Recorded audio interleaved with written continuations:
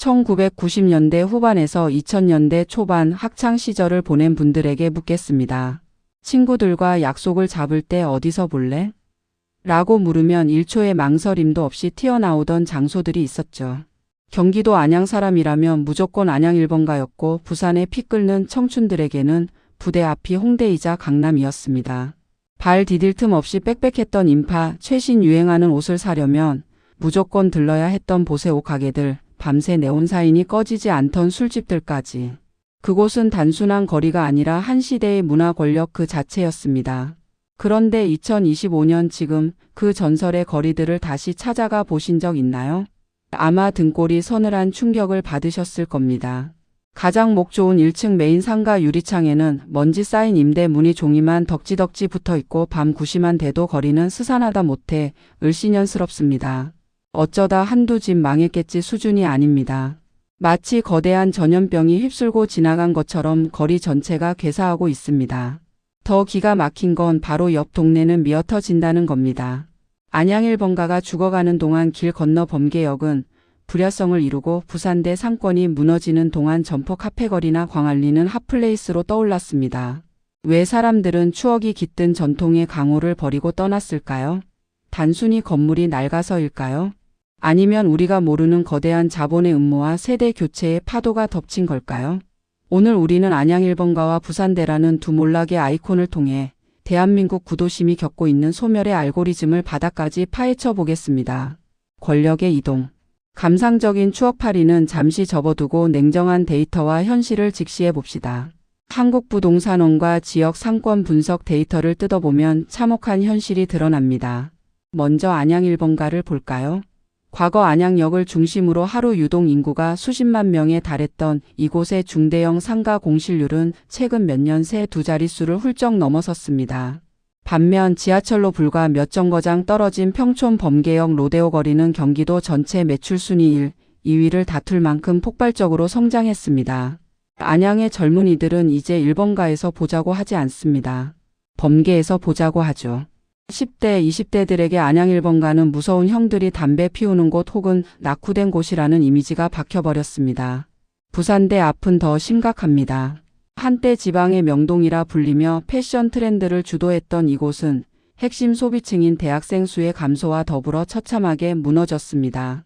부산대역 3번 출구 앞 메인 거리조차 텅텅 비어있는 모습을 보면 기가 찰 노릇입니다. 부산 상권의 패권은 서면을 넘어 점포동, 그리고 바다 뷰가 보이는 광안리와 해운대로 완전히 넘어갔습니다. 이 현상의 핵심은 제로섬 게임입니다. 인구는 줄어드는데 상권은 늘어났습니다. 새로운 신도시와 핫플레이스가 생기면 구도심의 파이를 뺏어가는 구조입니다. 파이는 작아졌는데 구도심의 주인들은 여전히 20년 전의 영광에 취해 변화를 거부하고 있는 상황. 이것이 지금 우리가 목격하고 있는 유령 도시의 실체입니다. 무엇이 전설을 눌렀나? 도대체 왜 그토록 잘 나가던 안양 1번가와 부산대는 회생 불가능한 타격을 입었을까요? 여기에는 5가지의 복합적인 그리고 치명적인 원인이 얽혀 있습니다. 첫 번째이자 가장 결정적인 원인은 건물주들의 탐욕과 자산 가치 방어 논리입니다. 안양 1번가나 부산대 앞 건물주들 중 상당수는 2030년 전부터 건물을 소유한 이미 부를 축적한 노년층입니다. 이들에게 중요한 건 당장 들어오는 월세 10만 200만 원이 아닙니다. 바로 건물 가격 그 자체입니다. 부동산 시장에는 수익 환원법이라는 게 있습니다. 월세가 내려가면 건물의 매매가도 같이 떨어지는 구조입니다. 예를 들어 월세를 500만 원에서 300만 원으로 깎아주면 건물 가치가 수억 원 하락하는 것으로 평가받습니다. 그러니 건물주들은 차라리 공실로 비워둘지언정 월세는 절대 깎아주지 않는다는 배짱 플레이를 합니다. 세입자는 죽어나가는데 건물주는 내가 이 가격 밑으로는 자존심 상해서 안 줘라며 문을 잠가버리는 겁니다. 이 임대료의 하방 경직성이 상권의 숨통을 끊어버린 첫 번째 칼날입니다. 두 번째는 신도시의 쾌적함에 완패했습니다. 안양 1번가와 범계역을 비교해보면 답이 명확합니다.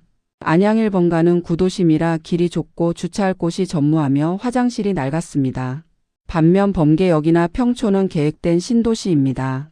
반듯한 도로 건물마다 갖춰진 지하 주차장, 깨끗한 공용 화장실, 그리고 백화점과 연결된 거대한 쇼핑 인프라가 있습니다.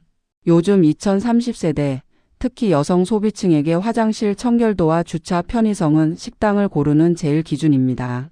차를 가져가기도 힘들고 화장실 가기가 두려운 안양 1번가를 굳이 갈 이유가 없는 겁니다. 부산대 역시 마찬가지입니다. 좁은 골목과 낡은 건물 대신 쾌적하고 힙한 인테리어로 무장한 점포동이나 해리단길로 발길을 돌리는 건 합리적인 선택입니다. 세 번째, 패션 유통의 온라인 대이동이 치명타를 날렸습니다. 부산대 앞이 떴던 가장 큰 이유는 보세 옷 때문이었습니다. 2000년대까지만 해도 옷을 사려면 직접 가서 입어보고 사야 했습니다. 하지만 지금은 어떤가요? 무신사, 지그재그, 에이블리가 모든 걸 집어삼켰습니다. 오프라인 로드숍은 이제 옷을 파는 곳이 아니라 사이즈만 확인하고 나가는 쇼룸으로 전락했습니다. 패션 매장이 빠져나간 자리를 채울 콘텐츠가 없습니다. 옷가게가 망하고 그 자리에 인생네컷 사진관이나 탕후루 가게, 인형 뽑기방 같은 단기 유행 업종만 우후죽순 들어옵니다.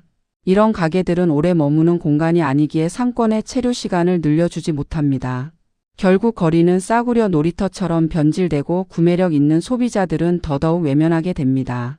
네 번째, 대학생들의 라이프 스타일 변화와 주머니 사정입니다. 부산대 상권 몰락의 핵심입니다. 과거 대학생들은 학교 앞 술집에서 새벽까지 마시고 토론했습니다. 하지만 지금 대학생들은 취업 전쟁 중입니다. 학교 끝나면 도서관 가거나 학원 가기 바쁩니다. 게다가 물가는 올랐는데 용도는 그대로니 학교 앞 상권에서 돈을 쓸 여력이 없습니다. 오히려 편의점 도시락으로 때우거나 돈을 모아서 한번 놀 때 확실하게 광안리나 서면 같은 핫플로 원정을 갑니다. 학교 앞은 촌스럽다는 인식이 퍼지면서 대학가 상권의 주 고객이어야 할 대학생들이 등잔 밑을 떠나는 아이러니가 발생한 겁니다. 마지막으로 관주도 재생 사업의 실패입니다. 지자체도 손을 놓고 있었던 건 아닙니다. 안양시나 금정구청도 살려보겠다고 수십억을 쏟아부었습니다. 그런데 그 방식이 문제입니다. 기껏 한다는 게 보도블록 교체, 조형물 설치, 간판 정비 같은 거칠애 뿐입니다.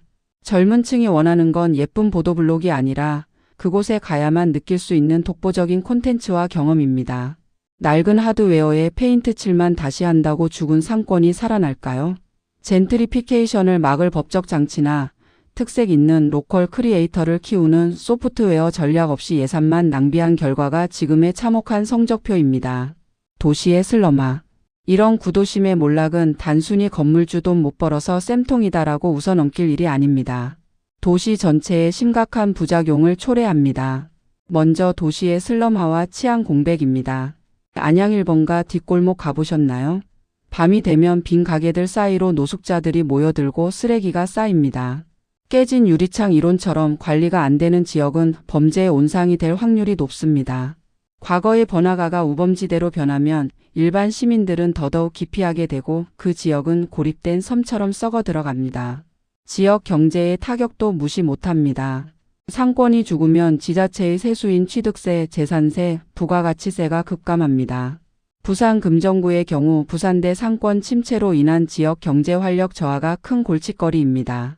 세금이 안 거치니 복지나 인프라 투자가 줄어들고 이는 다시 지역 낙후로 이어지는 악순환의 고리가 완성됩니다. 가장 안타까운 건 도시의 기억 상실입니다. 안양 1번가와 부산대는 수많은 사람의 첫사랑, 우정, 젊음이 녹아있는 공간입니다. 그런 공간이 자본의 논리에 밀려 사라진다는 건 우리 도시의 역사 한 페이지가 찢겨나가는 것과 같습니다.